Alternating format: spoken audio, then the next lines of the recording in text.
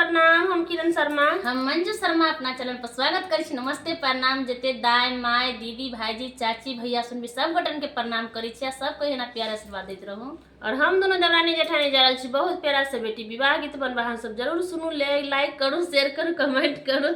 और देखे छियै बेसी भात खा लेने छी, ज्यादा बात लगे छी। नहीं यौ, भात नहीं खाई छी। मोदी सरकार सबके गैस बंद कर देने छै। चूल्हा पर खाना बने छै से ताव लाग गेल छी बुझाय हमरा। सही बात छै, वही सब ताव लाग गेल छी ना।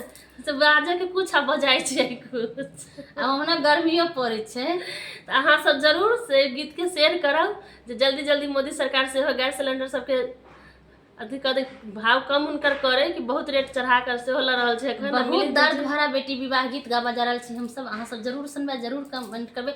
आ सब भैया दीदी से हाथ जोड़ के रिक्वेस्ट करे छी, अगर कमेंट करे छी तो हमरा मोबाइल में अखन देखा नहीं रहल है, ते द्वारे हम सब अहाँ कमेंट के रिप्लाई नहीं द रहल छी। जब मोबाइल सुधरत अहाँ सबके जरूर हमहूँ सब शेयर करब, कमेंट करब। अहाँ सब तब तक नहीं भूलब। बहुत प्यारा सा गीत है, सब जरूर सुनब, जरूर कमेंट करब। इनका बात में खाली नहीं रहब।